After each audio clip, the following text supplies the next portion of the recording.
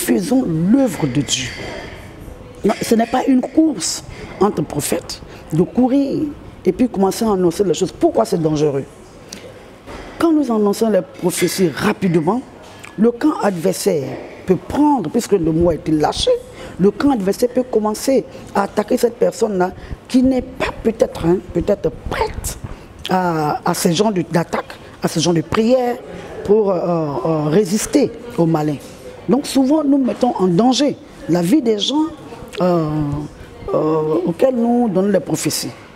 Quand Dieu nous parle, demandons à ce même Dieu-là s'il faut annoncer la prophétie, ou bien il faut d'abord encadrer la personne, prier pour la personne avant de lui donner la prophétie. Vous ne connaissez pas les gens et Dieu te dit, dis-lui ça, ça, ça. Et puis on commence à lancer. La personne n'est pas aussi prête, n'est pas trop enracinée dans la parole et ça perd beaucoup de personnes. Ça a fait que beaucoup qui sont venus à Dieu croyant que c'est Dieu qui allait les servir forcément. Or, c'est nous qui servons Dieu. Et ça a vraiment dérouté beaucoup de personnes. Quand tu dis à quelqu'un, tu souffres trop, Dieu me dit qu'il va te donner un enfant. Il faut aussi annoncer à la personne que Dieu, l'enfant que Dieu veut lui donner, c'est pour la gloire de Dieu. Pour que la personne rende témoignage, que la personne comprenne que Dieu est venu pour son amour, Dieu est venu pour faire du bien, non pas pour détruire, il est venu pour guérir. Et que la personne devait donner sa vie à l'Éternel, servir Dieu à partir de ce moment. Dieu a choisi ce côté-là pour glorifier non seulement sa gloire, glorifier son nom, mais aussi pour utiliser la personne. Quand tu dis à quelqu'un, tu souffres trop, viens, Jésus va te donner un enfant. C'est bien beau, mais tu n'as pas dit à la personne que son âme doit être sauvée. Alors quand la personne vient prier Dieu, il y a une seule chose dans la tête de la personne. Cette personne se dit, je suis venu prier pour avoir un enfant. Donc, les années passent. La personne n'a pas d'enfant parce que Dieu t'aime tellement. Dieu sait que tu n'es pas encore raciné de la parole. S'il te donne l'enfant maintenant, tu vas quitter sa maison, tu vas quitter son corps parce que l'église c'est le corps de Christ. Ce n'est pas les bâtiments que nous voyons. Tu vas quitter son corps. Lui, il t'aime, il veut te garder. Il faut que tu sois enseigné avant qu'il te donne l'enfant. Comme ça, tu comprends que il te donne l'enfant pour que ton âme soit sauvée, pour que tu sois délivré. Et que l'enfant, là aussi, que tu présentes l'enfant en Dieu. Quand ce n'est pas ainsi, les gens viennent prier. Dès qu'ils ne voient pas d'enfant, ils sont découragés, ils s'en vont. On leur donne des dates. Dieu va te donner un enfant tel jour. C'est possible. Dieu fait ça. Mais quand la personne ne connaît pas, la personne, tu lui donnes la prophétie, tu laisses la personne partir. Tu ne pries pas avec la personne pour que la prophétie s'accomplisse. Et la personne est découragée, elle s'en va. Et beaucoup de personnes ont perdu beaucoup d'enfants de Dieu en lançant les prophéties ici et là. Donc Dieu nous donne un don, il nous donne aussi la sagesse et l'intelligence de gérer ce qu'il nous donne. Faisons attention à ce que nous véhiculons comme prophétie aux enfants de Dieu. Et il y a des prophéties que tu ne peux pas dire devant toute l'assemblée comme ça. À l'église, vous venez prier et puis on lance des prophéties devant les gens. Tu ne sais pas qui est là, qui est qui, et on lance. Ça peut perturber les gens, ça peut humilier quelqu'un. Quelqu'un avait volé, ou bien quelqu'un vient de commettre un adultère, ou bien comment on dit, c'est ça on dit, hein, adultère, et puis tu viens, tu as commis un adultère, tu n'es pas propre, tu as fait comme ça, tu as volé. Mais tu viens de chasser la personne. Dieu est amour. Dieu est amour. Il dit, quand ton frère ou ta soeur fait quelque chose de mauvais, dis-le lui, mais fais preuve de douceur. Quand nous voulons lancer les messages, qu'on le fasse avec amour. Qu'on le fasse avec amour. Tu peux appeler la personne doucement pour lui dire, mon frère, prions. Ou même ma soeur, prions. Dans la prière, un peu, tu lui dis, la personne n'est pas vexée, la personne ne se sent pas offensée, et puis la personne peut accepter, en ce moment, parce que c'est entre vous deux, accepter ce que tu dis. La personne comprend alors que Dieu l'aime vraiment. Mais devant l'assemblée comme ça, on commence à lancer, injurer les gens, et puis on dit on est prophète, ou bien les prophétesses. Ça aussi, c'est un peu puissant.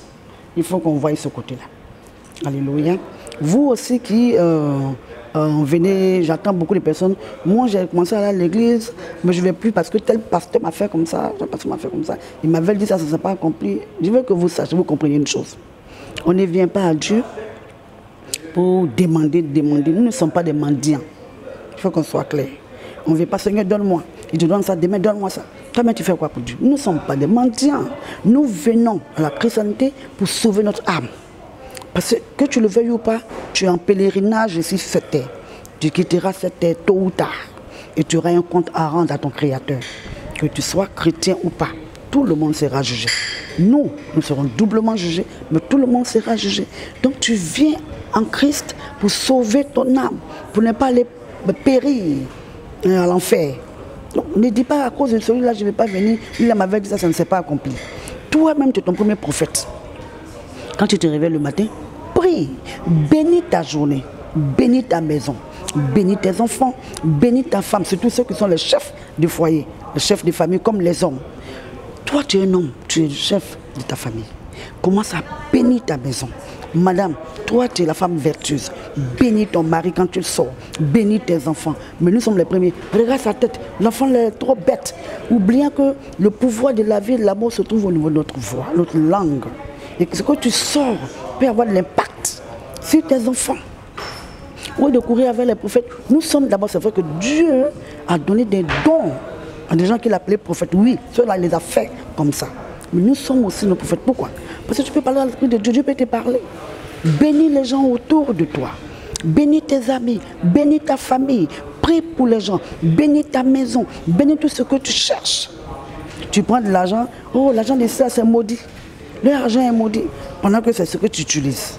Comment tu peux s'aimer sur une terre de graines et puis tu maudis la terre où tu sèmes? Tu as vu, toi-même tu viens d'être ton propre ennemi. Parce que n'oublions pas, l'ennemi habite en nous pour nous attaquer, il est hors nous pour nous attaquer. Donc faisons très attention. Quand l'esprit de l'ennemi nous habite, nous sortons de choses et puis après on regrette. On dit des choses et puis après on regrette. Donc faisons beaucoup attention à ce que nous disons, à nos maris, à nos enfants. Et là qui ont dit, lui il m'a fait du mal, je ne me marie plus. Moi je ne comprends même pas ça. Quelqu'un tu l'aimais et puis il n'est pas resté avec toi. Alors c'est pour ça que tu vas gérer pour dire, je suis là, je ne l'ai pas marié, je ne vais plus jamais me marier. Maintenant les années sont passées, tu as oublié cette parole que tu avais annoncée hier, il y a très longtemps. Maintenant tu ne comprends plus pourquoi tu n'arrives pas à te marier. Tu voilà en train de prier. Ces mêmes paroles-là, maintenant que je les avais prononcées, il faut les lier, il faut que tu demandes à Dieu de te laver de ces paroles-là. J'avais dit ça, tu confesses, tu pries, et puis tu dis non, je ne savais pas. Et puis j'ai prophétisé pour dire, je ne vais plus me marier parce qu'un tel m'a fait ça, un tel m'a fait ça. Maintenant je vais me marier. Répands-toi devant ton Dieu, prie, demande pardon, renverse cette parole-là. Et puis tu vas te marier. Donc souvent, nous lançons les pierres très loin. Or, c'est aussi au milieu de nous-mêmes, à côté de nous, de par nos comportements, nos manières de parler. Nous maudissons la journée.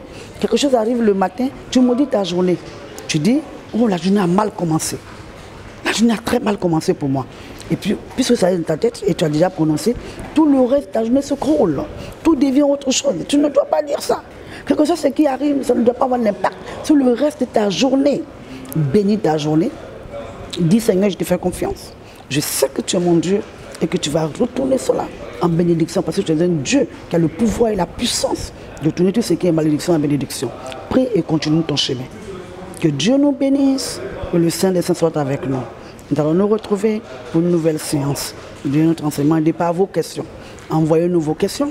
Nous allons trouver un moyen pour vous expliquer ce que vous voulez savoir. Que Dieu bénisse tout le monde et une très belle soirée. Shalom à tous.